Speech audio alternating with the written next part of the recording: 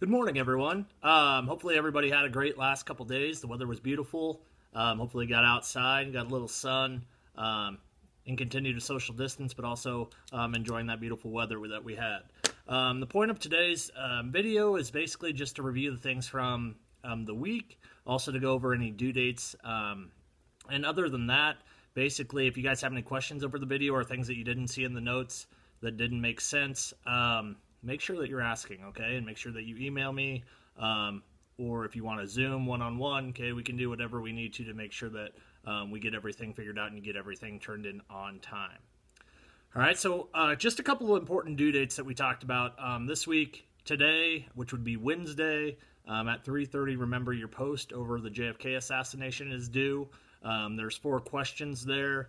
Make sure that you answer those questions in detail, all right? So make sure that you're putting thought into those. A lot of it's with the conspiracy theories, which I know some of you are very interested in. I want to hear your opinions. I want to know how you feel about the situation, if you think that Lee Harvey Oswald could have done such a thing by himself.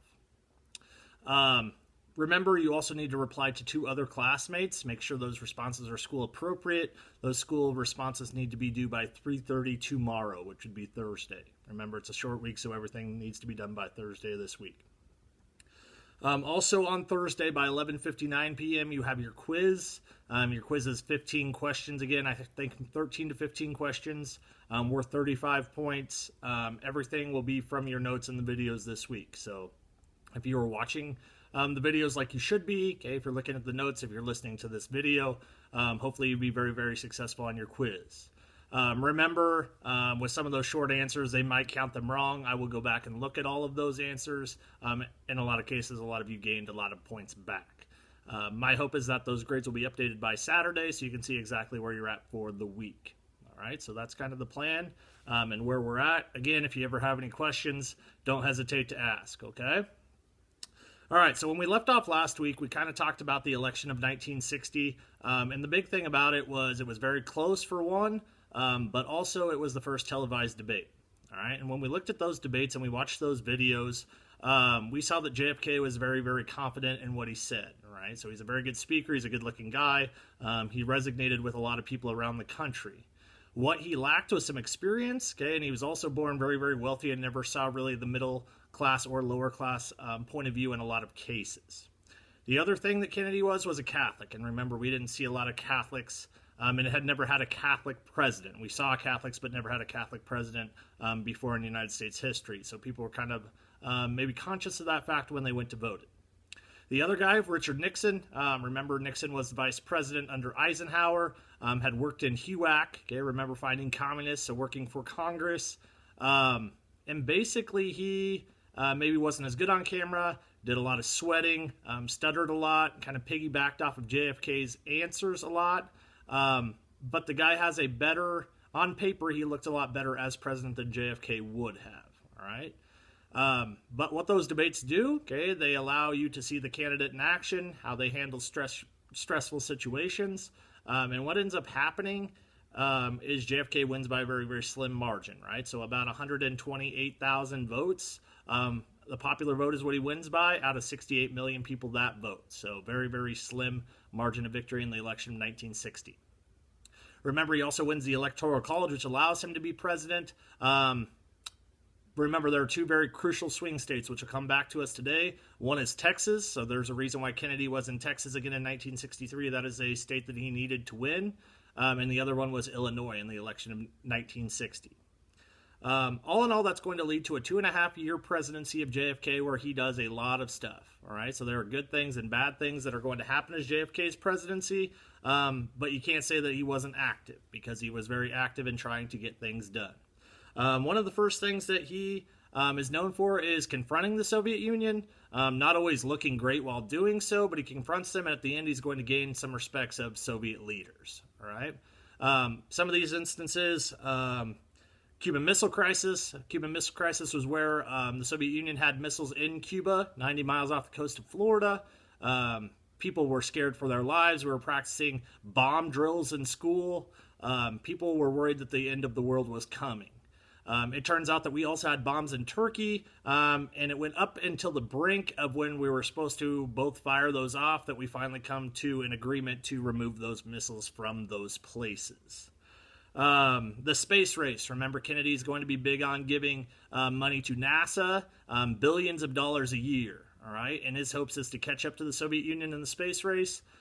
When he does that, he also promises to put a man on the moon by 1970.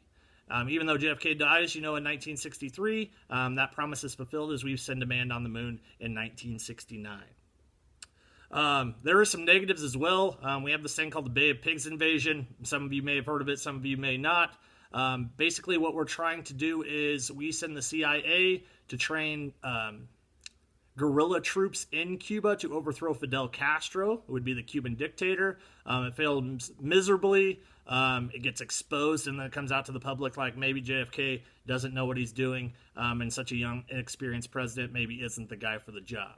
So there's good things and bad things about his presidency, but all in all, JFK did the best that he could. Some other things that JFK does as president, number one, he's going to give tax breaks to the middle class. We go into deficit spending as a country big time, meaning we spend more than we make. The goal is by hopefully giving tax breaks to the biggest group of people in America, those people will spend that extra money and that will stimulate the economy. So that was something JFK was really big into. There have been other presidents before him that did this, but he continues the trend. He also is going to increase taxes for the wealthy. That's not always a very popular thing to do as president. And he creates himself a lot of enemies by doing so. All right, so there's a lot of wealthy people who aren't so happy with JFK and his decisions to increase taxes on the rich. He also is going to work for equal pay. All right, so in 1963, equal pay for equal work. Basically, it doesn't matter if you're black or white, Hispanic, a male or a female. If you're doing the same work, you should get the same pay. That hadn't been the case up to this time. This helps a little bit. We still face some of those problems today where certain people aren't getting paid maybe as much as they would if they were a man in a similar position. And those are things our country continues to work on, but an issue that JFK was very passionate about as well. He also is going to support the civil rights for African Americans. All right, so he tries to help. The issue with that is he can't ever get anything passed through because remember he won by such a slim margin that he doesn't have a ton of support in Congress. All right, so the big thing for him is without this support, he doesn't really want to take drastic measures because the time that he took drastic measures and just said, "Hey, I want to do all of these radical things," he's going to lose a lot of those people who voted for him in 1960, and he wants to be reelected. So he's kind of hesitant about helping. He wants to help, but again, he doesn't have the power to force a lot of those laws that get passed after his death. Moving on, all right? So when we talk about Kennedy's assassination, it happens in Dallas, Texas on November 22nd of 1963. All right, so what was he doing in Dallas, Texas? Again, we talked about Texas being a swing state. Kennedy was there to get re-election votes. All right, so what he's doing is he's in a parade. This limousine actually is a convertible, if you can believe that or not. There were presidents in a convertible, all right, with nothing over the top. He was actually riding in the back with 4 people. So Governor Connolly, which would be the governor of Texas, and Governor Connolly's wife, JFK and his wife Jackie, and then 2 Secret Service agents were driving and riding in the limo as well. All right, so what they end up doing, okay, is they're going to go by Texas School Depository, and when that happens at 12:30, you hear 3 shots. All right, so there are 3 shots that you hear.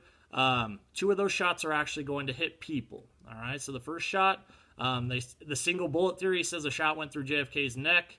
Then went through Governor Connolly's back, all right, so it went through both of them. 1 bullet missed, and the 3rd bullet, they say, or one of the 3, they don't know which one it was, hit Kennedy in the head, okay? When that happens, those 3 shots they found out came from the 6th floor of the Texas School Depository by a man named Lee Harvey Oswald. All right, so Oswald had ties to the Soviet Union. He was military trained, didn't really like the government, and he had a lot of reasons maybe to not like JFK and to want to do something like this to make a splash. What ends up happening is Lee Harvey Oswald is also going to kill a police officer and then be captured in the back of a movie theater. All right, Lee Harvey Oswald is going to be questioned. He actually ends up saying that he's innocent, that he had nothing to do with it, and that everybody was just blaming it on him. He was kind of a patsy of sorts. And in the end, Lee Harvey Oswald never gets to really talk too much because 2 days later he's going to be shot by a guy named Jack Ruby.